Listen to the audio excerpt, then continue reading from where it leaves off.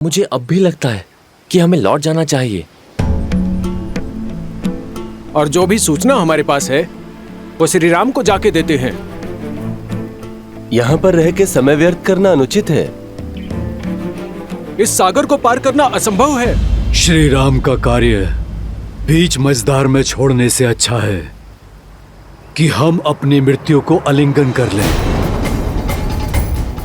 क्योंकि नर के रूप में साक्षात नारायण है वो। आप उचित कह रहे हैं ताजश्री जामवंत। अब नारायण का कोई चमत्कार ही हमें मार्ग दिखा सकता है, क्योंकि हमारी आस, हमारे हनुमान जी की भी आस छूट चुकी है। हमारे पास कोई मार्ग नहीं है। ईश्वर भी उन्हीं की सहायता करते हैं जो स्वयं अपनी सहायता करते हैं। कई युगों से मैं इस धरा पर हूं, जानता हूं कि जिस कार्य में श्री राम का नाम हो वो कार्य कभी अधूरा नहीं रह सकता। कोई ऐसी समस्या नहीं जिसका कोई हल ना हो। हमें बस श्रद्धा के दीप में आस की लौ जगाए रखनी होगी।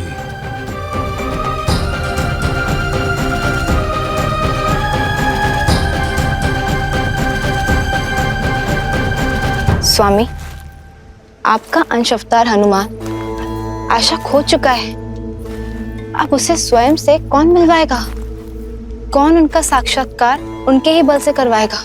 जामवंत, क्योंकि हमारी रचाई इस लीला का सबसे अधिक बोध उन्हें ही है।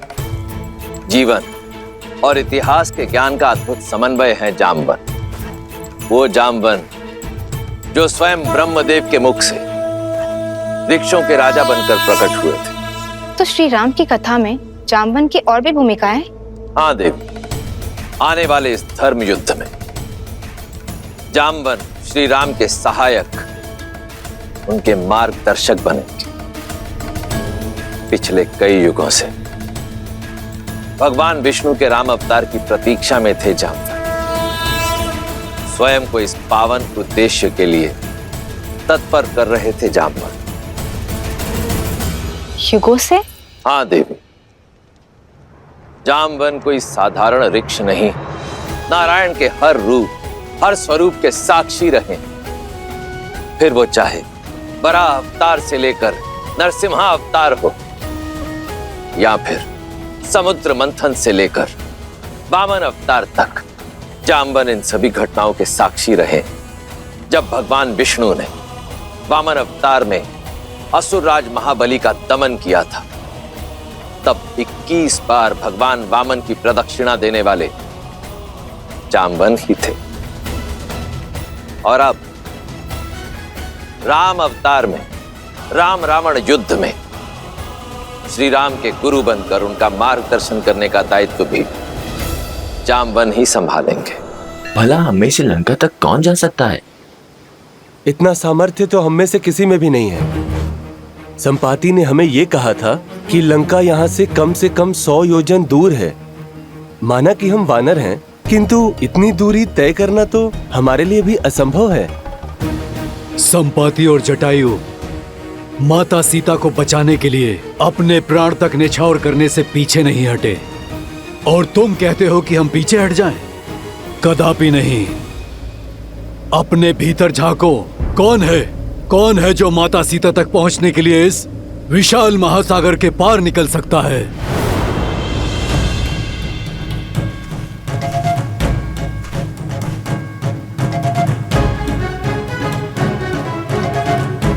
जामवंत जी, मैं 20 योजन तक छलांग मार सकता हूं।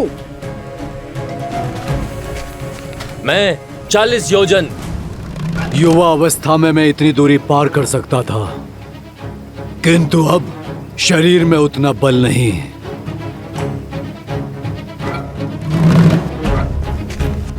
मैं करूंगा ये प्रयास।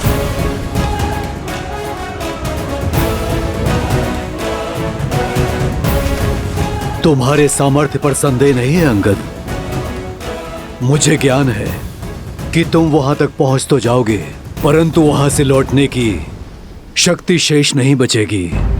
और फिर तुम युवराज हो, तुम्हारी रक्षा हमारे लिए आवश्यक है और तुम्हारा यहाँ सेना के साथ रहना भी आवश्यक है।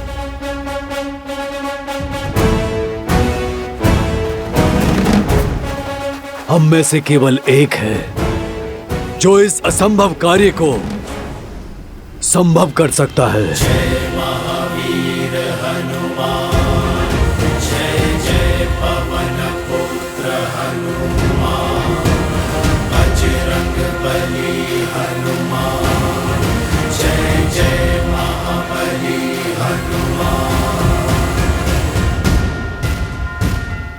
जामवन जी, कहीं आपका संकेत मेरी ओर तो नहीं? नहीं ऋक्षराज, मैं ये नहीं कर सकता। इतना सामर्थ्य नहीं है मुझ में। सामर्थ्य है पर बोध नहीं है, बल है। किंतु तुम भूल चुके हो, बुद्धि में तुम्हारा कोई सानी नहीं है। पर्वत को मसान की भांति मसल देने की शक्ति है तुम में। तुम भूल गए कि श्री राम ने क्या कहा था? क्योंकि यह यात्रा केवल सीता की खोज की नहीं, तुम्हारे स्वयं को खोजने की भी है। पात्र हो पर परिचय नहीं है अपना। अपना परिचय जानते हो ना हनुमान? हाँ, मैं हनुमान हूँ, महाराज केसरी और माता अंजना का पुत्र हनुमान। किंतु हनुमान की पहचान और भी अधिक भव्य है। आ जाओ सब, हनुमान के जन्म की गाथा सुनाता हूं। उन्हें उनकी वास्तविकता का बोध कराता हूं।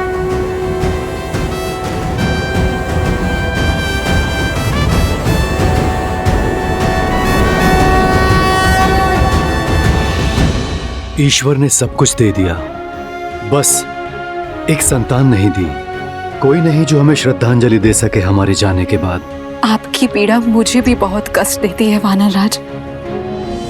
भीतर ही भीतर इस वेदना से जलती हूँ। वानरराज केसरी को एक वंशज तक ना दे पाई। लेकिन ऐसा कोई नहीं है जो मेरा आंचल पकड़ के मुझसे हट करे, जिसे मैं लोरिया सुनाकर सुलाऊं। मुझे लगता है अब केवल महादेव ही हमारा कष्ट हर सकते हैं।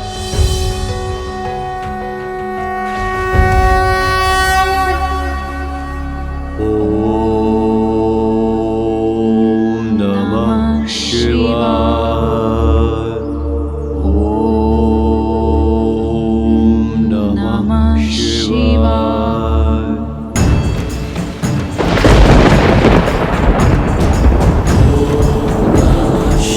केसरी और अंजना पूरी श्रद्धा से तप में लगे रहे। पूरे 12 वर्षों तक उन्होंने कठिन प्रार्थना की, आस का आंचल नहीं छोड़ा और उनकी दृढ़ता ने महादेव को प्रसन्न कर दिया। वायुदेव, कृपया प्रकट हो। प्रणिपात महादेव, प्रणिपात माता। आदेश करें, इस दास का स्मरण कैसे किया आपने? क्या अपने वेग में कोई भूल तो नहीं हो गई मुझसे? भूल नहीं हुई, संसार का भला करने का अवसर मिला है आपको। एक बड़ा दायित्व सौंपने के लिए आपको यहाँ बुलाया गया है। महादेव की सेवा करके मैं धन्य हो जाऊंगा। अपनी भक्ति से प्राप्त शक्ति से रावण इस संसार में तनाव का वातावरण फैला रहा है। नारायण के अवतार श्री राम को एक भक्त की आवश्यकता होगी, जो मेरा ही अंशावतार होगा। देवी अंजना के गर्भ तक उसे पहुंचाने के लिए आपकी सहायता की आवश्यकता है वायुदेव। ये समझ लीजिए कि श्री हरि के इस दिव्य अवतार की गाथा में आपकी एक अत्यंत महत्वपूर्ण भूमिका होने वाली है। समय आने पर मेरे इस अंशावतार को संसार जिस नाम से पुकारेगा वो होगा हनुमान। वो हनुमान जो संसार में राम भक्ति की अलख जगाएगा। वो हनुमान जो इस संसार को सच्ची भक्ति का अर्थ समझाएगा, जो भक्त और भगवान के संबंध को एक नई ऊंचाई तक ले जाएगा, जो राम रावण युद्ध में श्री राम का प्रमुख सहायक बनेगा और देवी सीता की मुक्ति का मार्ग बनेगा। धन्य हूं मैं महादेव, आपकी इस इच्छा को मैं अवश्य पूर्ण करूंगा। हनुमान आपका अवतार होगा और उसे धरती पर ले जाने में मेरे सहयोग के कारण पवनसुत कहलाएगा। नमामि शंभुं पुरुषं पुराणं, नमामि सर्वज्ञं पारब्रह्मं, नमामि रुद्रं प्रभुं शयन्तं, नमामि शर्वं शिरसा नमामि। जय जय जय शंकर उमा महेश्वर। जगत कल्याण का मार्ग तुम्हारी प्रतीक्षा कर रहा है हनुमान। तुम्हारे बल का आभास कर सकता हूं मैं हनुमान।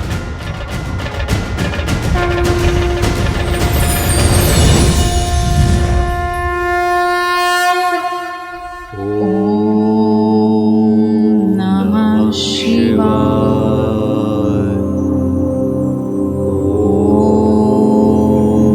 नमः शिवाय।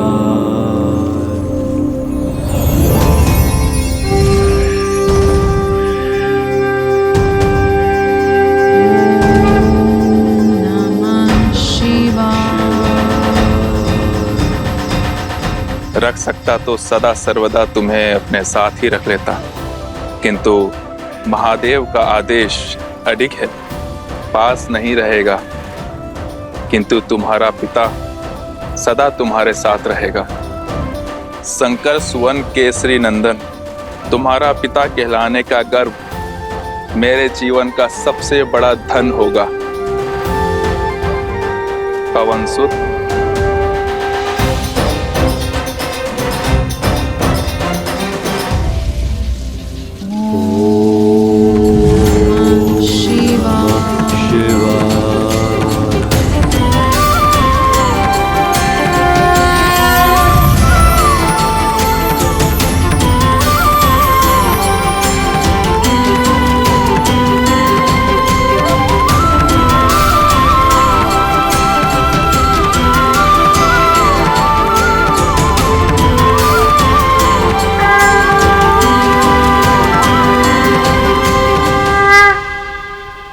तो मेरा जन्म महादेव की इच्छा से हुआ।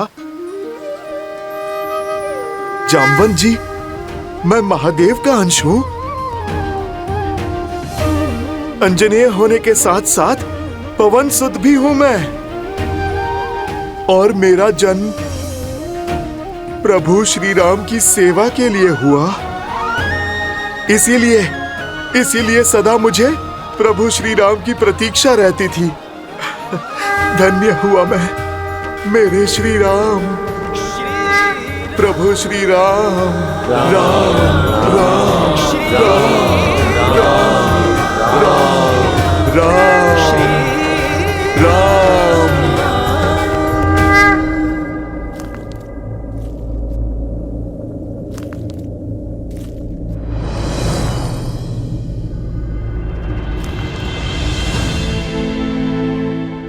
चिंता ना करें मित्र, हनुमान जो दायित्व लेते हैं उसे वो अवश्य पूर्ण करते। बस वही एक आशा शेष है मित्र, यही ना टूटे। मित्र, मैं आपको कुछ दिखाना चाहता हूं। वो जो हनुमान ने हमारे ऋषिमुख निवास के समय बनाया था। भाई,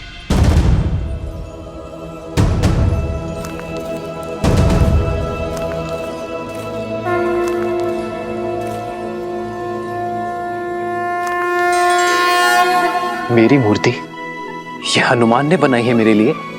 हाँ, बिना आपको देखे आपके लिए हनुमान की भक्ति और समर्पण उसकी कोई सीमा नहीं। अपने हृदय में उभरती छवि को वर्षों तक हर दिन अथक प्रयास से गढ़ा है उसने। भैया,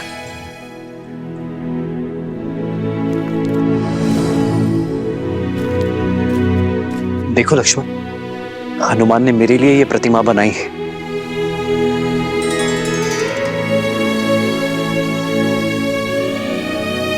धन्य हुआ मैं लक्ष्मण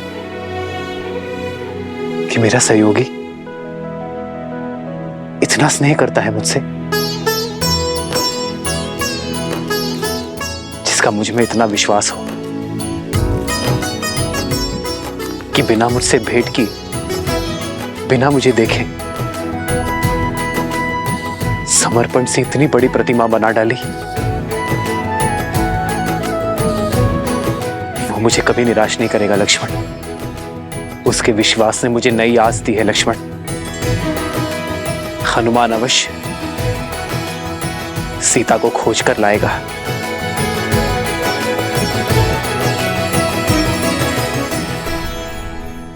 अपने जीवन का उद्देश्य तो जान गया, परंतु उसे पाने का मार्ग कैसे ढूंढूं?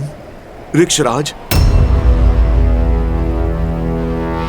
इस महासागर को लांघने का सामर्थ्य मैं कहां से लाऊं? सूर्य कभी नहीं पूछता कि अपने अंदर उजाला कहां से लाए। इस तुच्छ सागर को महासागर कह रहे हो तुम कदाचित भूल रहे हो, अपने बाल्यकाल में तुमने बहुत ऊंची छलांग लगाई थी। इतनी ऊंची छलांग कि ऐसे सहस्त्र समुद्रों की दूरी उसमें समा जाए। सहस्त्र योजनों की छलांग लगाई थी तुमने हनुमान। वो छलांग जिसने केसरी नंदन मारुति को हनुमान बनाया। हनुमान ज्ञान गुण सागर, जय कपीस तिहु लोक उजागर।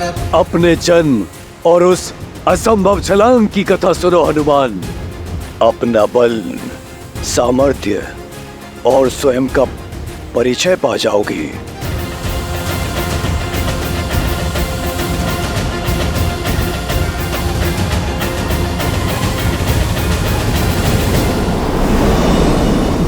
जन्मे मारुति प्यार,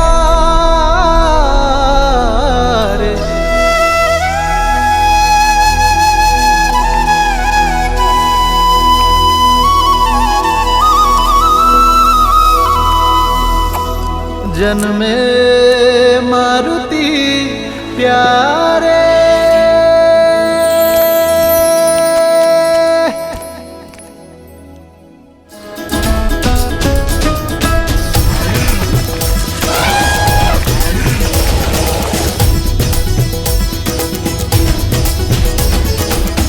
बाजत ढोल है मृदंग पखावज, झूमत मन मतवारे। मंगल पल ये आया है देखो, हर्षित वानर सारे। भोजन में मारुति प्यारे, शुभ है आंगन द्वारे। श्री राम के दुलारे। ये केवल न केसरी और अंजना का पुत्र है, वायुदेव की भेंट है हमें। मारुत का आशीष है, पवन पुत्र मारुति है, मारुति।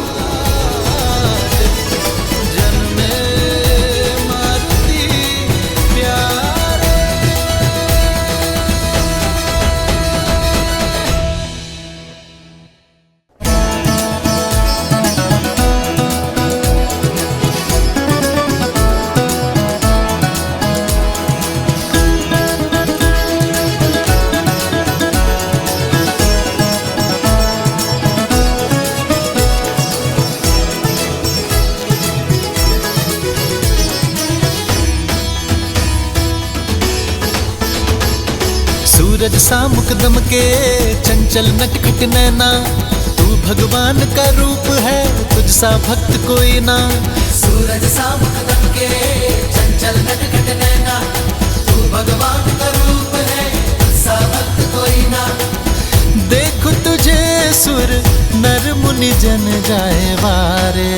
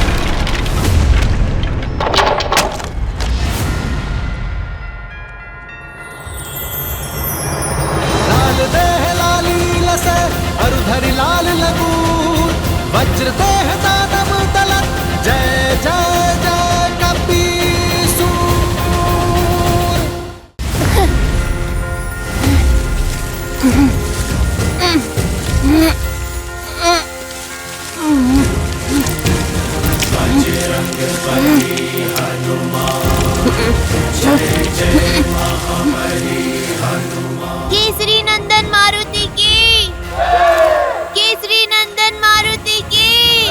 जय महावीर हनुमान, जय जय पवन पुत्र हनुमान। पवन सुत और महादेव के अंश हो, वायु की प्रचंड शक्ति और महादेव के अनन्य क्षमता के साथ जन्मे हो तुम, और इसलिए तुमने वो उड़ान भरी जो कोई नहीं भर पाया। निद्रा से उठे और बालक मारुति भूख से बिलखने लगा। माता, माता, भूख लगी है, भोजन दो ना।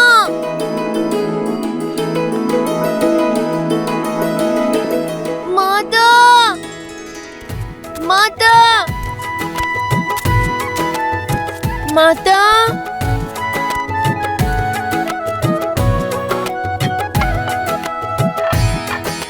भोजन तो नहीं है।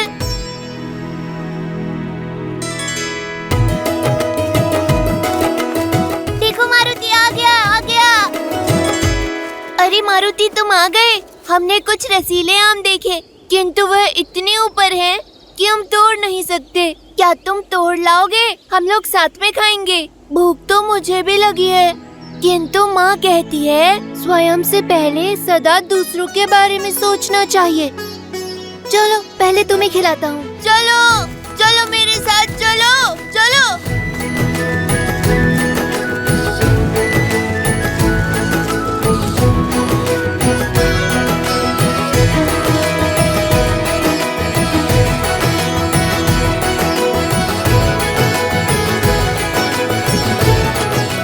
और ऊपर जाओ मारुति, और बड़े आम तोड़ो। मारुति मारुति मारुति मारुति मारुति मारुति मारुति मारुति मारुति मारुति मारुति मारुति मारुति मारुति।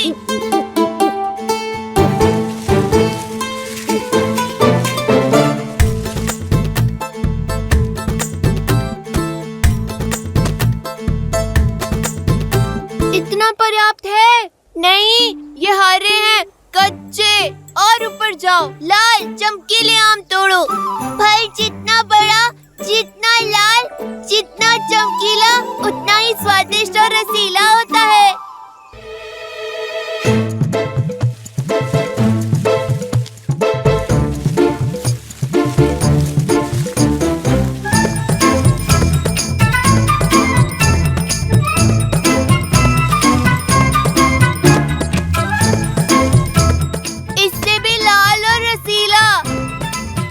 सबसे लाल, सबसे मधुर आम सबसे ऊपर लगते हैं।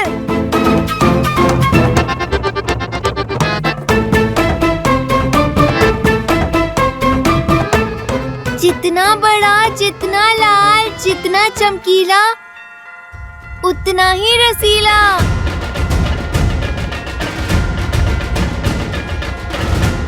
मुझे यही फल खाना है।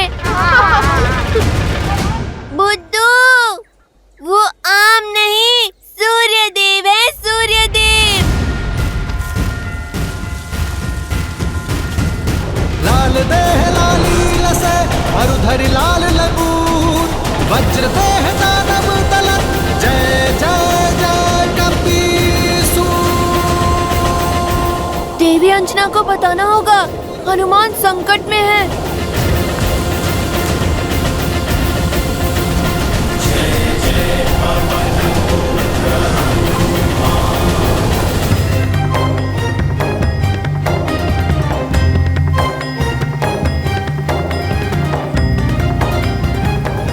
ऐसे क्या देख रहे हो आप लोग? सच में हनुमान जी, आप सूर्य को फल समझ के खाने दौड़े। बालपन में तो सभी भोले होते हैं ना, मैंने भी कर दी होगी ऐसी हट। मुझे नन्हा नन्हा आभास तो हो रहा है उस क्षण का। किंतु मुझे सब कुछ स्मरण नहीं है। आज तो बहुत अच्छे पुष्प मिल गए बाग में। इसकी तो बहुत अच्छी माला बनेगी, है ना? देवी अंजना, देवी अंजना। क्या हुआ पुत्र? मारुति। अब क्या कर दिया मेरी नटखट ने? किसको पूछ से उठाकर फेंक दिया?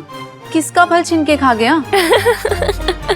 वो मारुति सूर्य को फल समझकर खाने के लिए उड़ गया।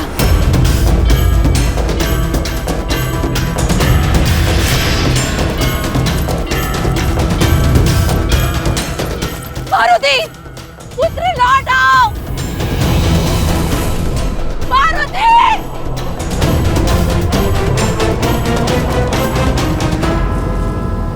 उस दिन ग्रहण अमावस्या थी। यह बालक मारुति ने सूर्य की ओर उड़ान भरी और वहां सूर्य को ग्रहण लगाने के लिए दुष्ट राहु ने उसे रोकने का प्रयास किया।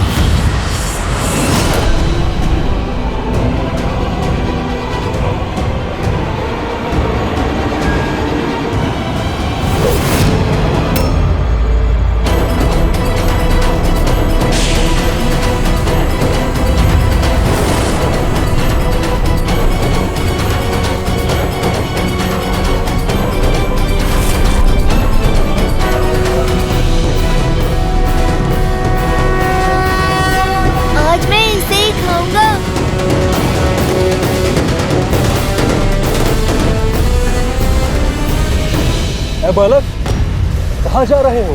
उस फल को खाने। नहीं, सूर्य को खाने का अधिकार केवल मेरा है। माता तो कहती हैं प्रकृति में सबका समान अधिकार है। ये जो भी है मारुति के वेग को स्पर्श तक नहीं कर सकता। ये रसीला फल मैं ही खाऊंगा।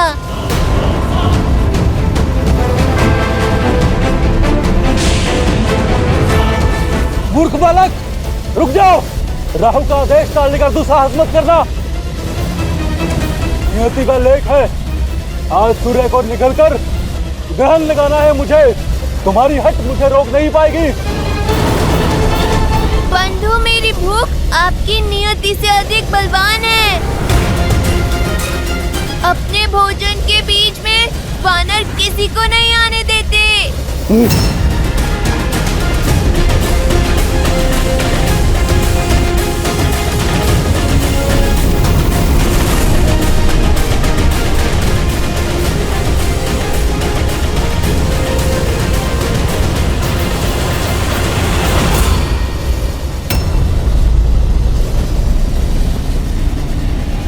अच्छा, मेरी टांग खींचोगे?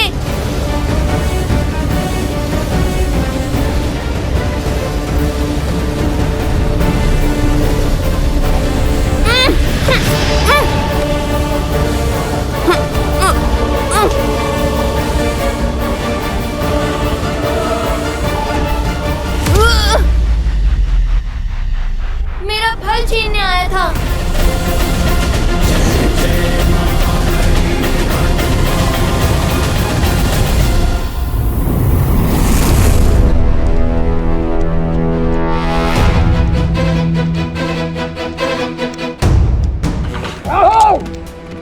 तुम्हारा इतना दुस्साहस कि मेरी अनुमति के बिना मेरी सभा में प्रवेश कर उसे भंग करने की उद्दंडता की तुमने।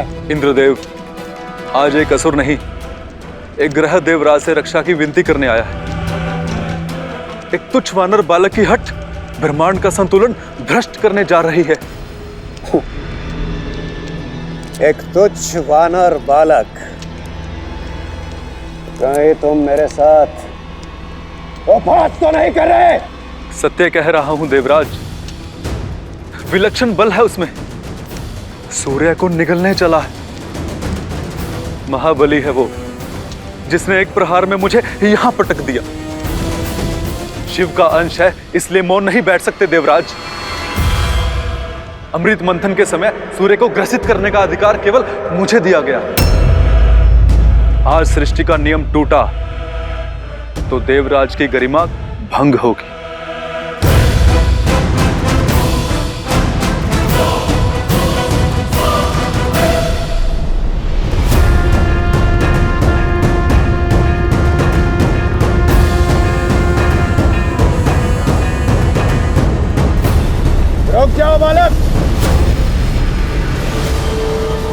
तुम्हारी ये चेष्टा सांसारिक संतुलन बिगाड़ रही है। कोई भूखा बालक फल खाएगा तो आपकी सृष्टि का संतुलन भला कैसे बिगड़ेगा?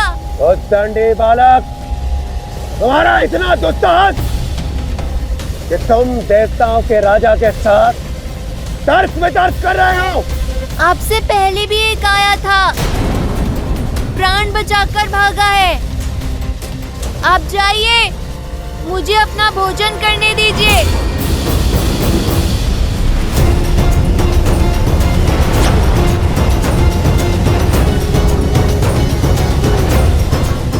रुक जाओ मूर्ख, सूर्य के समीप जाते ही भस्म हो जाओगे तुम।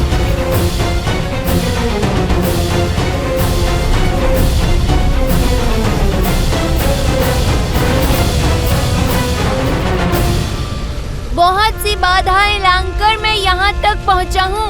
अब मैं पीछे नहीं हटूंगा, पर इतना बड़ा फल खाऊं कैसे?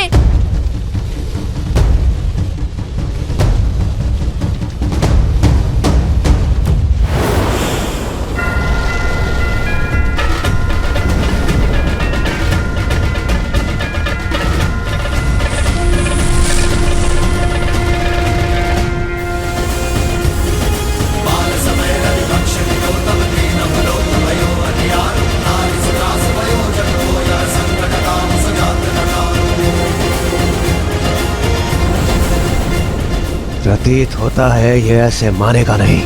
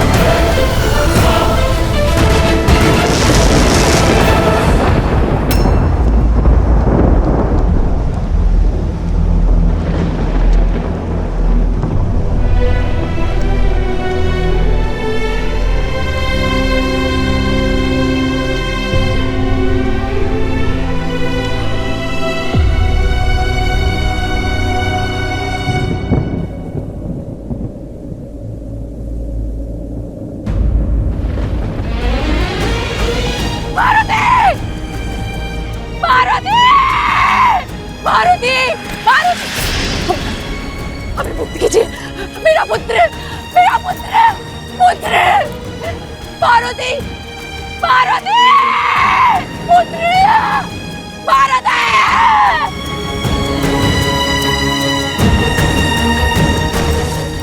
पुत्र, उठा पुत्र, पुत्र उठो। मारुति आंखें खोलो पुत्र, निद्रा से जागो पुत्र।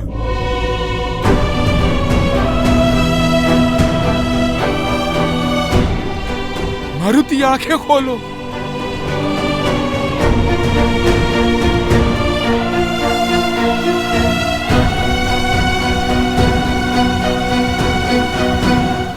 तो क्या मारुति की मृत्यु हो गई?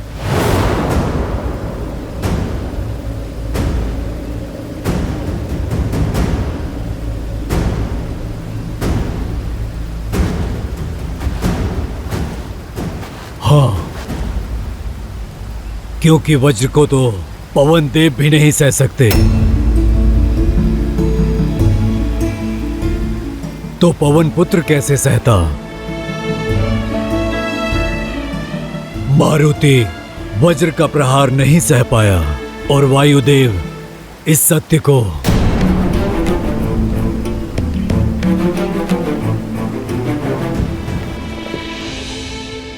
पुत्र आंखें खोलो पुत्र, पुत्र आंखें खोलो पुत्र। ये ठीक नहीं किया इंद्रदेव। एक बालक की अबोधता के लिए उसके प्राण ले लेना, उसका अंत कर देना, ना ये न्याय संगत है और ना ही नीति है। इस संसार में एक अबोध बालक की बाल हट का दंड मृत्यु है। वो संसार पीड़ा पाने के ही योग्य है। अपने पुत्र के अन्याय का दंड मैं अवश्य दूंगा इस सृष्टि को। पीड़ा का बाण केवल तुम नहीं सहोगे पुत्र।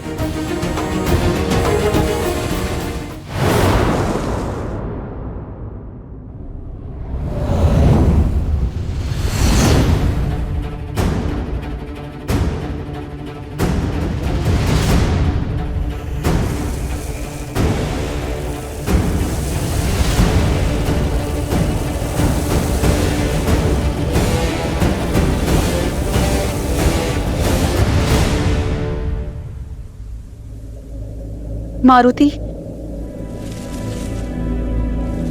मारुति, मारुति, मेरा पुत्र कहाँ है? मेरा पुत्र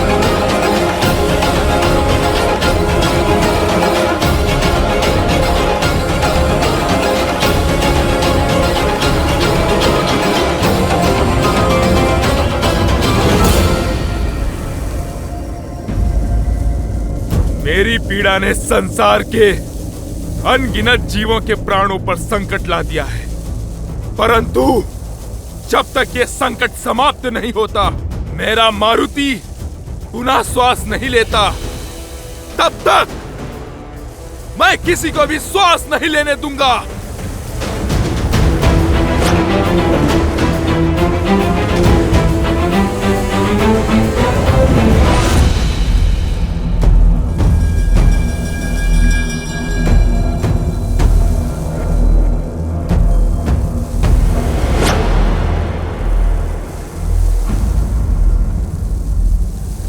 इंद्रदेव,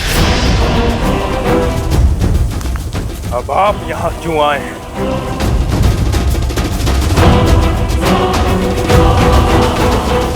अपने क्रोध को नियंत्रित कीजिए वायुदेव, और ऐसा अनर्थ मत कीजिए। यदि आपने अपनी वायु का संचार न किया तो इस समस्त सृष्टि का सर्वनाश हो जाएगा, और आप इस प्रकार जीवों से उनका जीवन नहीं छीन सकते। क्यों? यदि आप मेरे पुत्र का जीवन छीन सकते हैं, तो मैं भी सृष्टि से वायु रूपी जीवन छीन सकता हूं।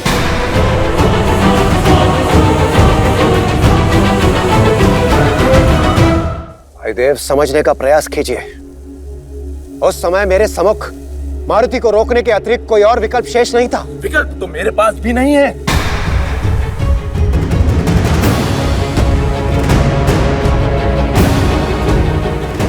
जब तक मेरे पुत्र के प्राण पुनः नहीं लौटते, संसार की पीड़ा का अंत नहीं होगा। दुर्भाग्यवश प्राण दान देना मेरे वश में नहीं है वायुदेव। तो जो वश में है वो कीजिए। संसार के सर्वनाश का साक्षी बनिए देवराज।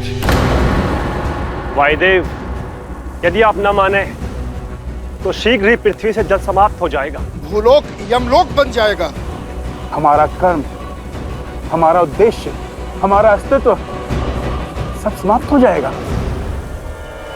अपनी क्रोधाग्नि में इस संसार को जलाकर ध्वस्त मत कीजिए वायुदेव। एक बार उन निर्दोष जीवों की पीड़ा को, उनकी पुकार को सुनने का प्रयास कीजिए। क्या उन जीवों ने सुनी थी मेरे पुत्र की करुण पुकार?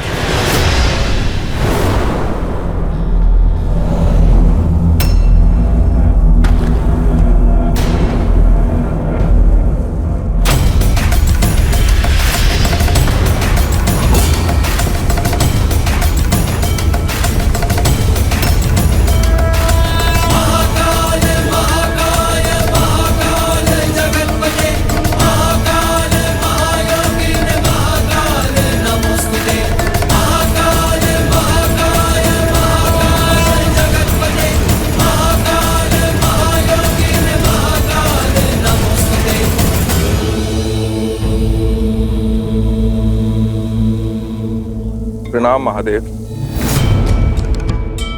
प्रणाम महादेव।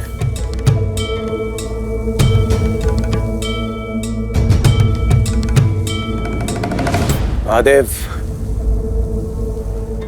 अब आप ही वायुदेव को समझाइए। पुत्र शोक से पीड़ित एक पिता को कोई क्या समझा सकता है इंद्रदेव?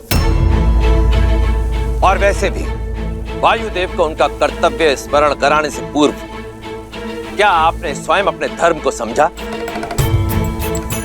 देवराज इंद्र का कर्तव्य निभाते निभाते आप स्वयं बड़े होने का धर्म भूल बैठे हैं।